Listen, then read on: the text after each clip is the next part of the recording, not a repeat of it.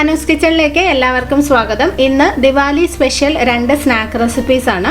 വളരെ എളുപ്പത്തിൽ പെട്ടെന്ന് നമുക്ക് വീട്ടിലുണ്ടാക്കാൻ പറ്റുന്ന നല്ല ടേസ്റ്റി ആയിട്ടുള്ള 2 സ്നാക്സ് ആണ്. അപ്പോൾ നമുക്ക് നോക്കാം.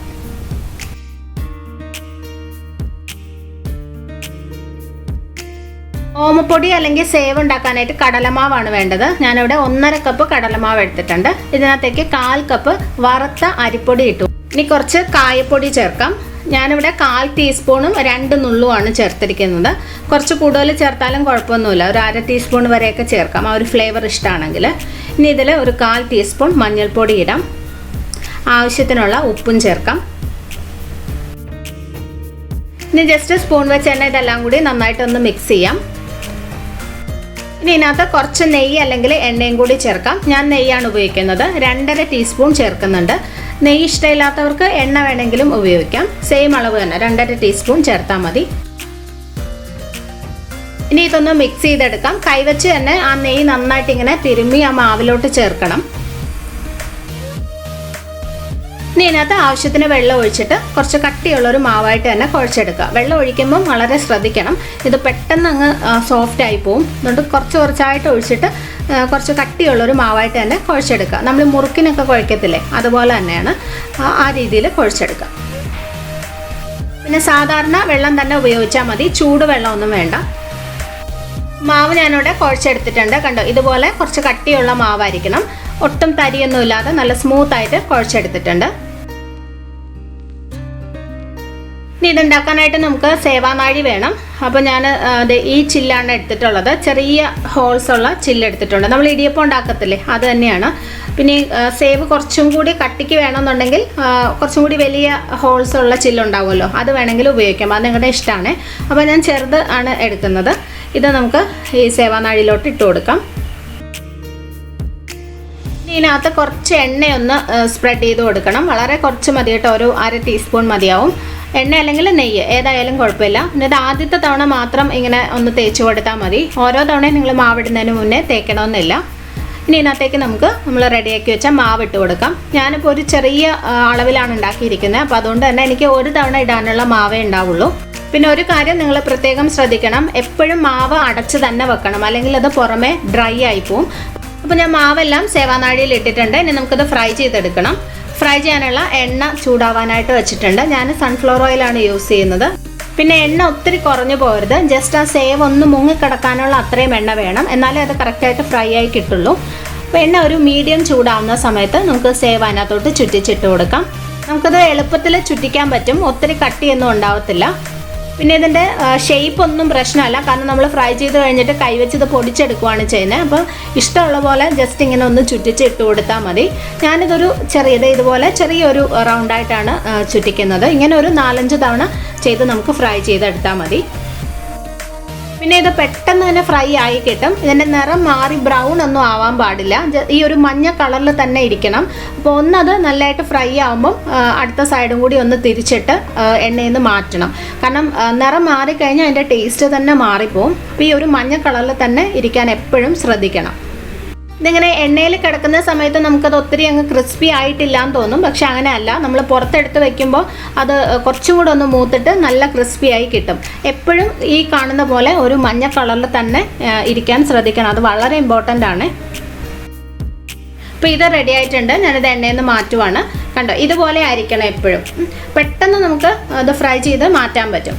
ഇതുപോലെ തന്നെ ബാക്കി ഇരിക്കുന്നതും കൂടി ഫ്രൈ ചെയ്തെടുക്കാം.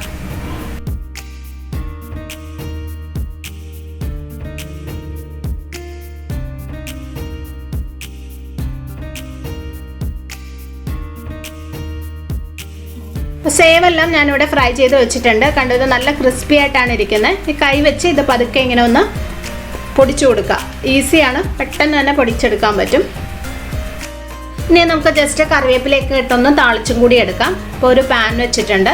അതിനകത്തേക്ക് കുറച്ച് എണ്ണ ഒഴിച്ചു കൊടുക്കാം. ഞാനിപ്പോൾ സേവ് ഫ്രൈ ചെയ്ത എണ്ണ ഉണ്ടല്ലോ, അതിനകത്തുനിന്ന് തന്നെ കുറച്ച് ഒഴിച്ചിട്ടുണ്ട്. ഇത്രയും മതി.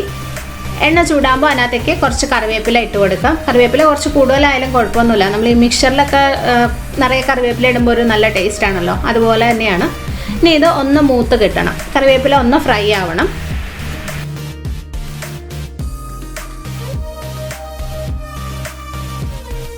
വേപ്പില നന്നായിട്ട് ഫ്രൈ ആയി കഴിയുമ്പോൾ ഇതിനകത്തേക്ക് ഒരു 1/2 ടീസ്പൂൺ കായപ്പൊടിയും കൂടി ഇട്ട് കൊടുക്കാം. എന്നിട്ട് അതും കൂടി നന്നായിട്ടൊന്ന് മൂപ്പിച്ചെടുക്കണം.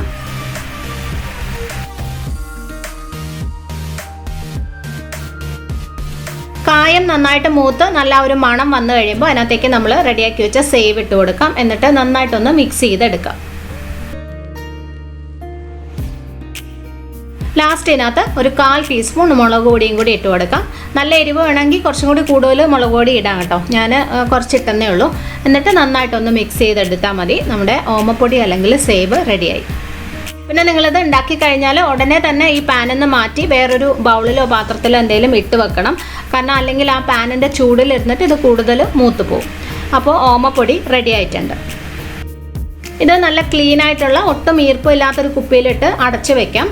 ഫ്രിഡ്ജിലൊന്നും വെക്കേണ്ട ആവശ്യമില്ല, പുറത്ത് തന്നെ വെച്ചാൽ മതി, കേടാകാതെ ഇരിക്കും.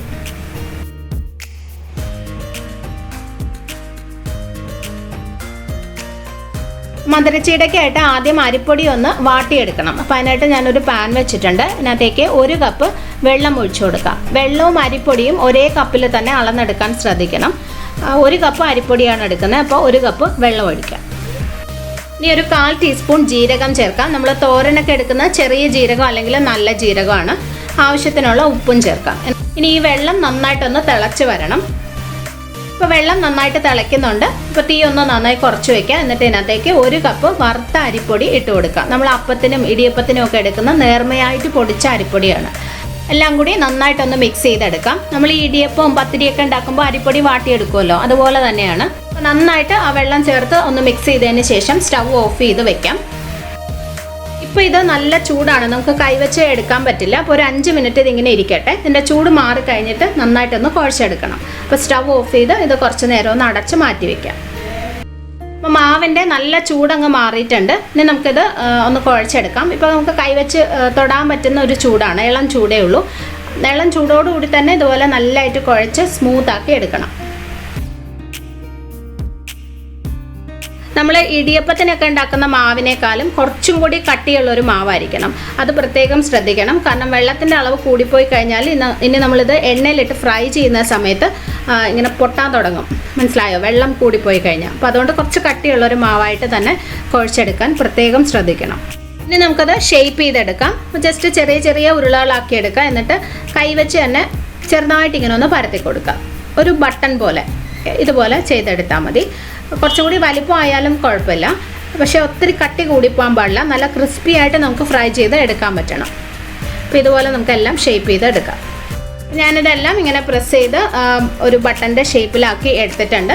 ഇനി നമുക്കത് എണ്ണയിലിട്ട് ഫ്രൈ ചെയ്യണം. പിന്നെ ഒരു കാര്യം, ഇത് ട്രഡീഷണൽ ആയിട്ടുള്ള ഒരു ചീടയുടെ റെസിപ്പി അല്ല കേട്ടോ. ചീട നമ്മൾ പല രീതിയിൽ ഉണ്ടാക്കാറുണ്ട്. അപ്പോൾ ഞാനിത് എനിക്കിഷ്ടപ്പെട്ട രീതിയിലൊന്ന് ട്രൈ ചെയ്ത് നോക്കിയതാണ്. അപ്പോൾ നല്ല ടേസ്റ്റ് ഉണ്ടായിരുന്നു. ഇത് നമുക്ക് നല്ല ക്രിസ്പി ആയിട്ട് വരുന്നത് വരെ ഫ്രൈ ചെയ്തെടുക്കാം. ചെറിയൊരു ബ്രൗൺ കളറായി വരണം. ഇടയ്ക്ക് ഇങ്ങനെ ഒന്ന് ഇളക്കി കൊടുക്കണം. എല്ലാം ഒരുപോലെ ക്രിസ്പി ആയിട്ട് ബ്രൗൺ കളർ ആ നിറം മാറി വരുന്നതിനായിട്ടാണ്. ഇതിപ്പോൾ നന്നായിട്ട് ഫ്രൈ ആയിട്ടുണ്ട്. കണ്ട, ചെറിയൊരു ബ്രൗൺ കളർ വന്നിട്ടുണ്ട്. കുറച്ചും കൂടി വേണമെങ്കിൽ മൂപ്പിച്ചെടുക്കാം. നല്ലോണം ഒരു ബ്രൗൺ കളർ ആവുന്നത് വരെ മൂപ്പിക്കാം. അത് നിങ്ങളുടെ ഇഷ്ടമാണ്. ഞാനിപ്പോൾ ഈ ഒരു രീതിയിൽ അങ്ങ് എടുക്കുവാണ്. ഇത് എണ്ണയിൽ നിന്ന് മാറ്റി വേറൊരു പാത്രത്തിൽ ഇട്ട് വെക്കാം. ഇതുപോലെ തന്നെ ബാക്കിയിരിക്കുന്നത് നമുക്ക് ഫ്രൈ ചെയ്യാം. ഒരു സമയത്ത് കുറച്ച് കൂടുതൽ ഇടാം, നിറയെ എണ്ണയിലങ്ങ് ഇടാം, കുഴപ്പമൊന്നുമില്ല. തമ്മിൽ ഒട്ടിപ്പിടിക്കത്തൊന്നുമില്ല. ഇട്ട വഴിക്ക് തന്നെ ഇളക്കരുത്. അരിപ്പൊടി ആയതുകൊണ്ട് ചിലപ്പോൾ ആ സ്പൂണിലൊക്കെ ഇങ്ങനെ പിടിക്കും, അതിൻ്റെ ഷേപ്പ് പോവും. അപ്പോൾ ഇട്ട് കഴിഞ്ഞിട്ട് ഒരു 1-2 മിനിറ്റ് ഒന്ന് വെയിറ്റ് ചെയ്യുക. അപ്പോൾ എണ്ണയിൽ കിടന്നിട്ട് അത് ഒന്ന് കട്ട് ചെയ്യാം. അത് കഴിഞ്ഞിട്ട് പതുക്കെ സ്പൂൺ വെച്ച് ഇളക്കിയാൽ മതി. ഇതുപോലെ ഇളക്കി കൊടുക്കുക. എപ്പോഴും ഇളക്കണമെന്നില്ല, ജസ്റ്റ് ഇടയ്ക്കിടയ്ക്ക് ഇങ്ങനെ ഒന്ന് ഇളക്കി കൊടുക്കുക. എന്നാലേ ഒരുപോലെ എല്ലാ സ്ഥലത്തും ഫ്രൈ ആയി നിറമൊക്കെ മാറി കിട്ടത്തുള്ളൂ. പിന്നെ ഒരു കാര്യം, നിങ്ങൾ ആദ്യത്തെ ബാച്ച് ഫ്രൈ ചെയ്ത് കഴിഞ്ഞിട്ട് ജസ്റ്റ് ഒന്ന് കഴിച്ച് നോക്കണം. അപ്പോൾ നിങ്ങൾക്ക് അതിൻ്റെ പരുവം അറിയാൻ പറ്റും, പുറത്തും ഉള്ളിലും ഒക്കെ നല്ല ക്രിസ്പി ആയിട്ടുണ്ടോ എന്നുള്ളത്.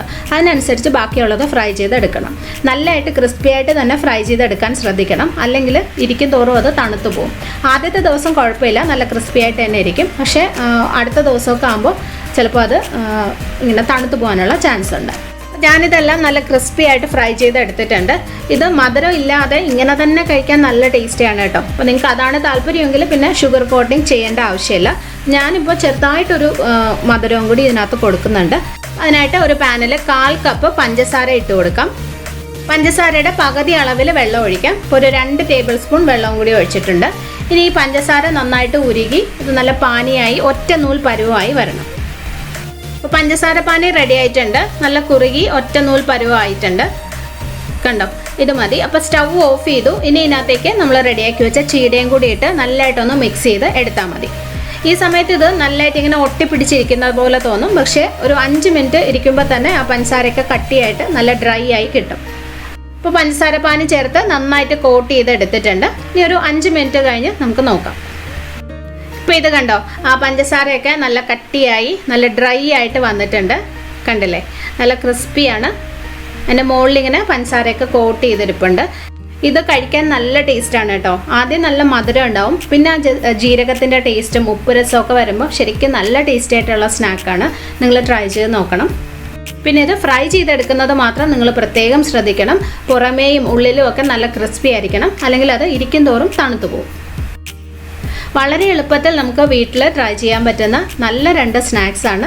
നിങ്ങളും ഉണ്ടാക്കി നോക്കണം. എന്നിട്ട് അഭിപ്രായം അറിയിക്കാൻ മറക്കരുത്. ഇഷ്ടമാവുകയാണെങ്കിൽ നിങ്ങളുടെ ഫ്രണ്ട്സുമായിട്ടും ഫാമിലിയായിട്ടൊക്കെ റെസിപ്പി ഷെയർ ചെയ്യണേ. പിന്നെ ഞാൻ എപ്പോഴും പറയുന്ന പോലെ ചാനൽ നിങ്ങൾ ഇതുവരെ സബ്സ്ക്രൈബ് ചെയ്തിട്ടില്ലെങ്കിൽ ചെയ്യാനും മറക്കരുത്. അപ്പോൾ ഇനി നമുക്ക് അടുത്തൊരു റെസിപ്പിയായിട്ട് വീണ്ടും കാണാം.